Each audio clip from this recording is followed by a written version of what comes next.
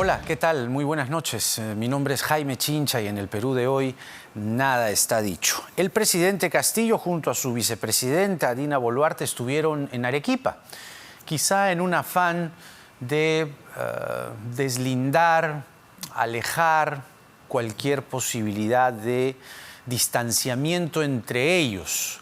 Recordemos que la semana pasada a Dina Boluarte le quisieron endilgar el mote de conspiradora, sin decirlo, pero el subtexto era ese, ¿no? Decir que se había reunido en septiembre con Patricia Chirinos, la promotora de la vacancia en el Congreso, haciendo las dos el gesto de la fuerza, juntitas en una foto en el despacho de la señora Dina, daba a entender para ciertos ojos, no pocos.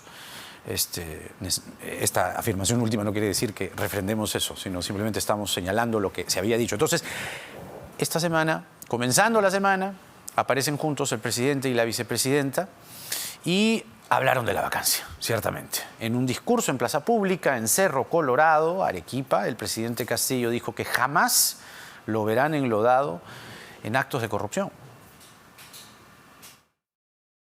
Saben que vamos a dar el capital para la segunda reforma agraria, para darle, impulsar el desarrollo agrario al hombre del campo, herramientas, maquinaria, semillas, carreteras eficientes. No, hay que buscar firmas para vacarla.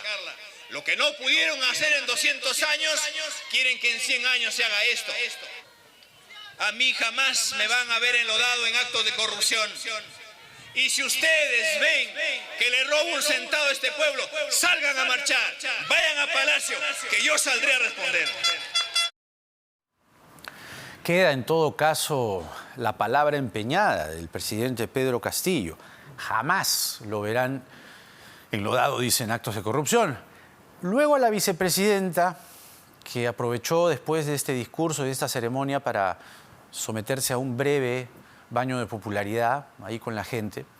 Consultada, decía, sobre la vacancia, ella habló de la derecha y que ésta no quiere dejar puestos clave que ha copado en el Estado peruano.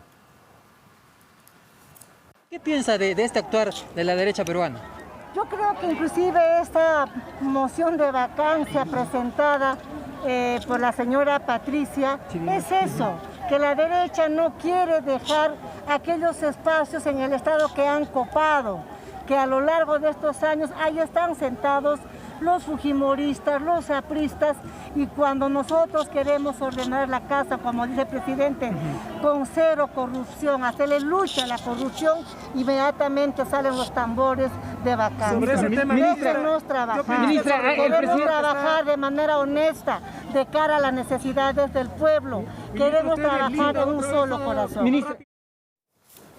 Lo cierto es que no tienen o no tendrían los congresistas de oposición que ventilan la vacancia y que la promueven para necesariamente sacar al señor Castillo de la presidencia de la República, ¿no? Será, como dice el congresista Montoya, que quieren someter al presidente a una figura que no existe en la Constitución, la interpelación presidencial, ¿no? Hacerlo comparecer, llevarlo al cadalso parlamentario y que responda sobre, no sabemos exactamente bien qué, ¿no? Pero parece ser que la congresista Chirinos dice que todo este gobierno es una incapacidad y por ende encaja en el inciso 2 del artículo que promueve o que estipula, mejor dicho, la vacancia presidencial. Pero bueno, será una suerte de examen del gobierno en estos 120 días casi. Ahora, hacer los 120 días de iniciado el gobierno, no sé si sea el mejor timing para evaluar a un gobierno necesariamente. Pero lamentablemente el gobierno hace esfuerzos por lo menos desacreditarse un poco ante la opinión pública. Si no, mire al ministro de Energía y Minas. Estaba entrando a la PCM y fue requerido por la situación que vamos a desarrollar en el programa de hoy, el cierre de las 4 minas de Ayacucho, Apumayo, Breapampa, Pallancata e Inmaculada, anunciado por la premier Mirta Vázquez. El señor ministro de Energía y Minas dice que solo va a atender a medios que no le generen problemas. Yo lo entiendo muy bien, a ver si usted lo entiende. Sobre este tema se va a reunir con la sobre ministra. otra cosa. ¿Y podría explicarnos a qué se refería en el discurso de la primera ministra en torno al cierre de mineras, por favor? Ahora no, después, a la salida. Pero va a conversar con los medios. Depende, ¿Depende de qué, ministro? depende del medio. ¿Y a qué medios va a usted a responder en todo caso? A los que no me hagan problemas. ¿Y cuáles son los que no le hacen problemas, ministro? Estoy buscándolos. Gracias. Gracias. Bonita manera, ¿no?, de responder, ministro. ¿Cómo es eso que va a responder solo a los medios que no le hagan problemas? Usted tiene que responder a todos los medios. Usted es un funcionario público. Usted trabaja para el Estado peruano, se le paga del erario público, es decir, de los impuestos que tributamos los peruanos. Usted es un servidor público, usted nos sirve a nosotros. Usted trabaja para el pueblo. Más aún en un gobierno que se hace llamar el gobierno del pueblo. Entonces usted no puede decir que solamente trabaja, o mejor dicho, responderá a medios que no le hacen problemas. ¿Qué? Medios que no le hacen preguntas incómodas. Claro, su sector está pasando por un momento difícil, ahora lo vamos a explicar. Pero después, todo esto que les estoy diciendo ahora, parece que alguien se lo dijo, y el Twitter, una vez más, el refugio de los funcionarios del gobierno, el confesionario de los actos del gobierno, ¿no? Primero cometen un despropósito, una chambonada, y luego van al Twitter. Con relación a mis comentarios de hoy, ratifico mi respeto a la libertad de prensa y a la importante labor que realizan todos los medios de comunicación en el país. Y lo ponen esto en negritas, o mejor dicho, en verdecitas, resaltado, gruesa la letra, grande. Tenemos el deber de comunicar lo que realiza nuestra gestión. Bueno, pero lo más genuino sonó en la mañana, ¿no? Esto parece un parche. Ojalá que nos atienda. Y no es que le hagamos problemas, sino que tenemos que hacerle las preguntas que hay que hacerle, ¿no? Como por ejemplo, ¿por qué la señora Mirta Vázquez, que ahora vamos a escucharla, habla del cierre de 4 minas cuando el viceministro de Minas, el señor Jorge Chávez, dice que las empresas mineras habían solicitado un pedido de ampliación y que lo estaban analizando, y que la minera Inmaculada, para ser más específico, ya presentó la solicitud de ampliación hace un año y aún no les han respondido. Y la Premier dice que se cierran simplemente. Ahora, hay que evaluar los niveles de contaminación, ¿no? Acá no nos vamos a colocar solo de un lado, nunca lo hemos hecho, ¿ya? Entonces, sí, la inversión minera es importante. Sin embargo, hay que ver los informes de UEFA, hay que ver los informes relacionados a las cabeceras de cuenca, es decir, de donde sale el agua, donde surge el agua y va, la gente lo toma. Se consume esa agua contaminada. ¿Por quién? ¿Por la minera? ¿Por la naturaleza? ¿Por quién? Esto fue lo que dijo la señora Mirta Vázquez el 10 de noviembre del 2021, para poner en contexto y situar las cosas. Escuchemos. Respecto a las 4 mineras que ustedes han ido señalando, no va a haber más ampliación, ninguna ampliación más, ni para proceso de explotación, de exploración e incluso para cierre de minas. En este momento, con las empresas, vamos a exigirle que terminen y cierren. Nos quieren negociar que, bueno, sus cierres les dejemos hasta el 2025. No. Vamos a hacer un cierre lo más inmediato posible. Para poner en contexto aún más es lo siguiente, para poner en contexto aún más las cosas, digo. Esto fue el 10 de noviembre y recordemos que manifestantes ese día incendiaron parte del campamento de la mina Pumayo. Mejor dicho, eso fue unos días antes de esta declaración. Entonces, la respuesta de la primera ministra fue esta, ¿no? Entonces, vamos a conversar en unos minutos con Willy Contreras, que es asesor del Comité de Lucha contra la Contaminación Minera en Ayacucho, y luego va a estar con nosotros el señor Óscar Caipo, presidente de la CONFIEP, ¿ya? No se lo pierda. Pero, como dimos cuenta durante la semana pasada y durante el día en RPP Noticias, la Fiscalía ha realizado una diligencia en el Ministerio de Educación y tiene que ver con las pruebas de los docentes y tiene que ver con la filtración de respuestas. O sea, un horror, que acá levantamos la voz. El profesor está para enseñar. El profesor predica con el ejemplo y con el libro en la mano y con el conocimiento en la otra. Entonces, un profesor que copia en un examen no debe ser profesor, ¿no? Porque un profesor está también ahí para cuidar exámenes. Alumno que copia, chao, jalado. Y el profesor, normal nomás. ¿Quiénes son? ¿Cuáles son los profesores que han copiado? Se han pasado por WhatsApp las pruebas. Bueno, un inicio importante es el que ha realizado hoy el fiscal Avia y su equipo, las fiscalías anticorrupción. Está con nosotros el fiscal Avia. ¿Cómo está, fiscal? Buenas noches. ¿Cómo está, Jaime? Muy buenas noches. Muchas gracias. Entiendo que desde su despacho aún no se puede llegar a conclusiones, ciertamente. Pero la diligencia de hoy ha sido importante porque en el mismo Ministerio de Educación, entiendo, han recabado documentación, han recabado evidencia que les harían conducir esta investigación grave en los hechos a determinar responsabilidades. ¿Qué es lo que han conseguido hoy? Muchas gracias, sobre todo para dar cuenta a la ciudadanía. Este es un tema que sí preocupa porque tiene que ver con el tema de la educación en general. Claro. Nosotros hemos realizado diligencias urgentes en 3 medios. En el Ministerio de Educación, el Instituto Nacional de Estadística e Informática. Así es. Y una imprenta que ha sido contratado para la impresión de todos los exámenes y posteriormente su traslado a través de una empresa que transporta dinero, y esto ha sido llevado a las bóvedas del Banco de la Nación para que sean distribuidos a los distintos locales a nivel nacional. O sea, ahí hay una cadena, ¿no? Hay una cadena. El Ministerio de Educación contrata a INEI, INEI desarrolla la prueba, de ahí viene la imprenta, de ahí viene el Banco de la Nación, por ahí debe haber algún responsable. ¿Qué le dice lo que ha actuado hoy su equipo? ¿Qué le dice lo que ha encontrado o ha obtenido, mejor dicho, hoy su equipo? Claro, lo que hemos hecho es identificar primero a todas las personas que estaban involucrados de manera directa o indirecta en la formación del examen, esto es, en la recopilación del balotario de preguntas, en la construcción de los distintos tipos de exámenes, que esto estaba a cargo del Ministerio de Educación.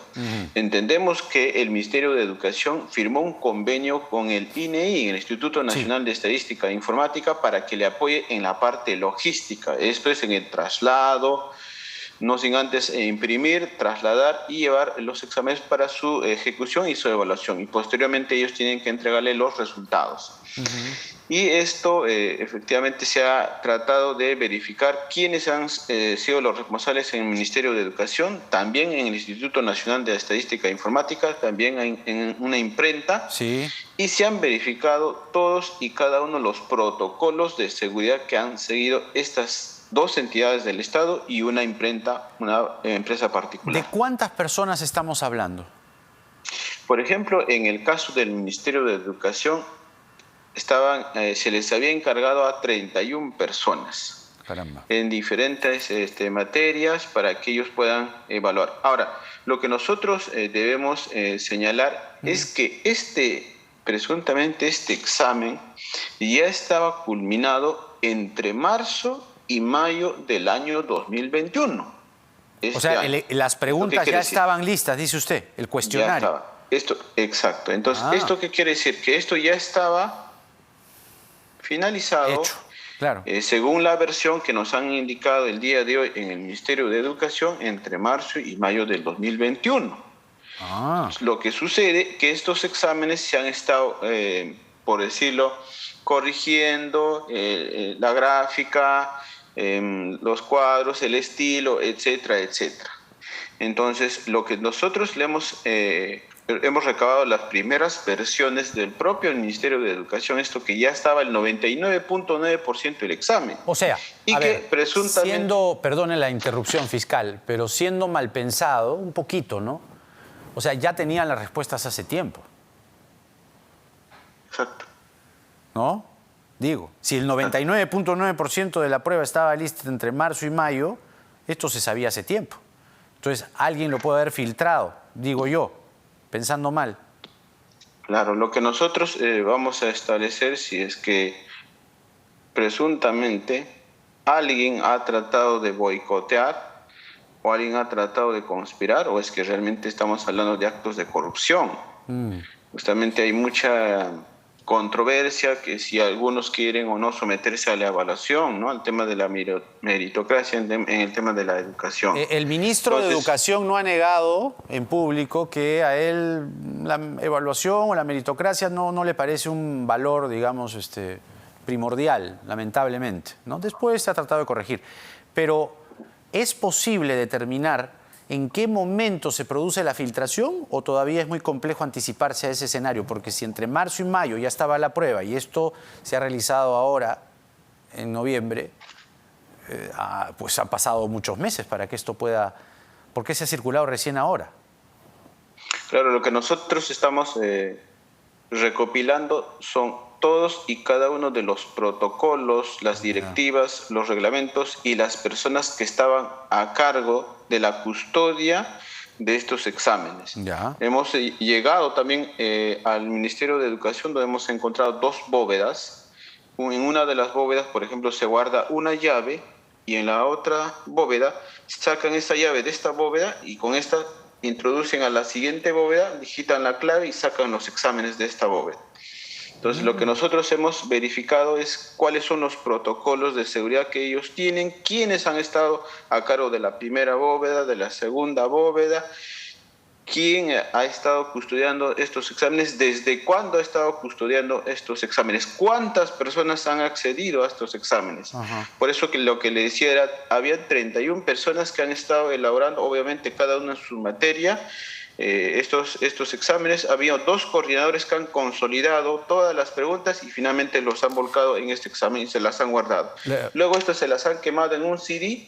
Entiendo que debidamente lacrado se la han entregado al INEI, pero en la imprenta, en presencia del notario público. Y esto luego ha sido impreso y luego posteriormente ha sido trasladado a nivel nacional. Lo que estamos siguiendo son, en primer lugar, identificar a todo el proceso, a todas las personas responsables. En el INEI más o menos nos han dado la información que era alrededor de 100 personas que han sido responsables de la custodia del traslado. En INEI 100 personas. Sí, 100 personas. O sea, van 131 personas, digamos. Menudo trabajo, sí, doctor Avia. Exacto.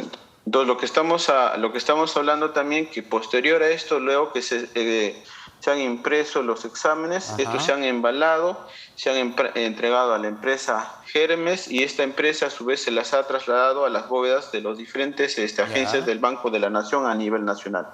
Y estas luego se han llegado. ¿Es verdad, disculpe usted, es verdad que el Ministerio de Educación solicitó esta investigación? Nosotros hemos venido recopilando esta información. No, digo, toda esta investigación, incluso la pesquisa de hoy, el Ministerio de Educación dice, como lo solicitamos, la Fiscalía ya está en nuestras oficinas, como parte de la investigación sobre los hechos ocurridos en la prueba. ¿Ellos solicitaron? No lo entiendo, esta situación. En todo caso, lo que yo debo decir, cuando nosotros... ¿Esta investigación la pide el Ministerio de Educación? ¿O ustedes... No lo pidió el Ministerio de Educación. Nosotros hemos llegado y hemos solicitado que nos puedan exhibir toda la documentación. Estos son correos electrónicos. No, claro, lo que quiero aclarar en aras de la verdad es si esta investigación la solicita de parte del Ministerio de Educación o son ustedes los que de oficio inician esta pesquisa.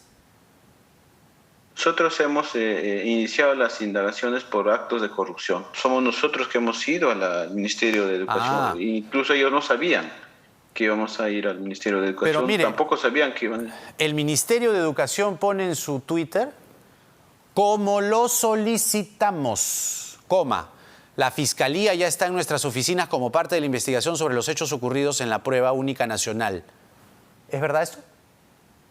Por eso, más allá, Jaime, de situación. No, pero sí nos gustaría que lo aclare. Solo, o sea, usted me acaba de decir que no. Ahí está el tuit. O sea, solo para aclararlo, esta investigación la iniciaron ustedes, ¿no? Correcto. Ya, eso nada más. Sí. Queríamos saber. Continúe, por favor. Sí, claro, el tema, inmediatamente hemos recabado todas, la gran mayoría de versiones de las personas responsables, sobre todo de mando medio a los altos directivos del Ministerio de Educación. Ellos ya nos han dado su dicho, obviamente hemos tratado de poder saber y conocer todos los entretelones, ¿no? Cómo han pasado estos exámenes. Uh-huh. ¿Y cuál es la presunción de la que ustedes parten? Es decir, esto tiene una fase preliminar de pesquisas, luego con todo lo actuado y lo recabado sobre todo, y además teniendo testimonios, debo inferir, ustedes van a ir a una siguiente fase. ¿El ministro de Educación también será interrogado o no? Mira, el día de hoy, el que le habla tuvo la intención de entrevistarse directamente con el ministro de Educación. Ya. Íbamos a tomar su dicho, pero entiendo que él también tiene alguna agenda, algunas labores. Sin perjuicio de ello, nosotros vamos a insistir para poder tomar su dicho, cuáles han sido las acciones que él también está tomando al interior del Ministerio de Educación. Y bueno, vamos a complementar con algunas declaraciones, sobre todo que están circulando, ¿no? De algunos docentes que habrían obtenido estos exámenes y las han estado circulando. Pero, a ver, lo que es bueno saber es lo siguiente.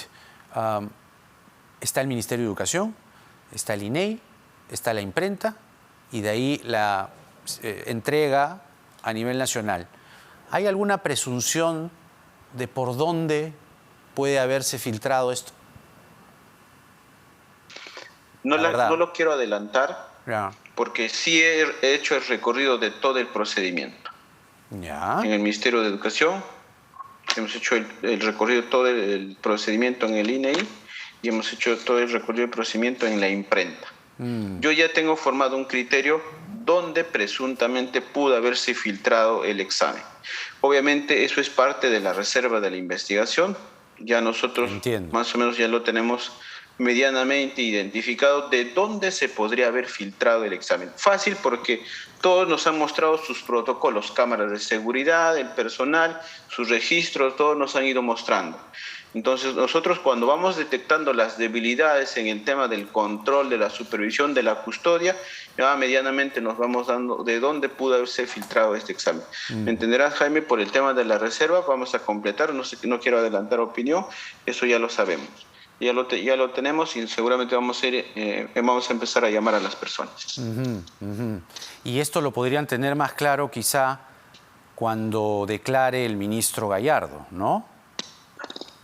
Claro, lo importante es también, según la versión que nos han dado el Ministerio de Educación, ellos también ya han iniciado un procedimiento administrativo.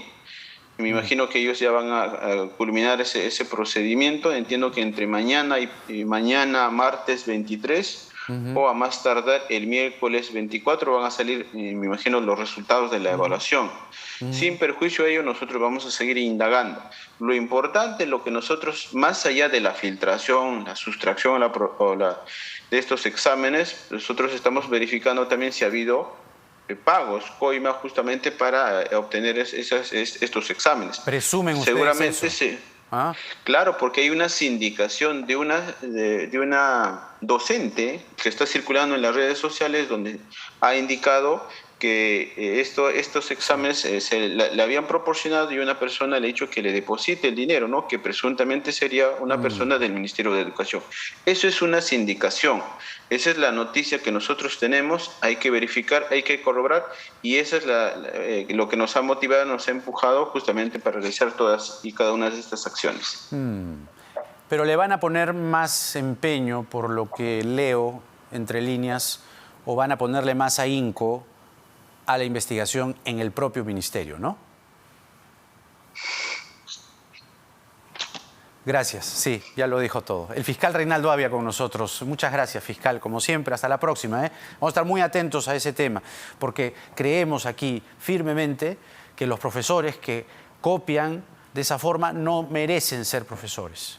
Y si el ministro de Educación está también comprometido. No digo que directamente en la filtración, no, sino en la lógica de qué meritocracia, pues, ¿no? Acá lo que importa es la estabilidad, ¿no? Si está en esa lógica, ¿no?, antigua, retrógrada, que no está acorde con la reforma educativa, ¿de qué estamos hablando? Y ya lo dijo el fiscal. Usted, público televidente, es inteligente y ya sabe perfectamente lo que el fiscal nos está diciendo, ¿no? La cosa huele ¿por dónde? Por el Ministerio de Educación, pues. Vamos a la pausa rápidamente y regresamos para meternos de lleno en el tema de las 4 mineras que, según la premier Mirta Vázquez, tienen que cerrar. Las 4 mineras Apumayo, Breapampa, Pallancata e Inmaculada. Más allá de los impactos negativos en la economía, que los hay, queremos saber el fondo de la cuestión. ¿Estas minas contaminan? ¿Sí o no? ¿El agua que toma la gente que vive alrededor de estas minas está contaminada por la minera o por las mineras? ¿Sí o no?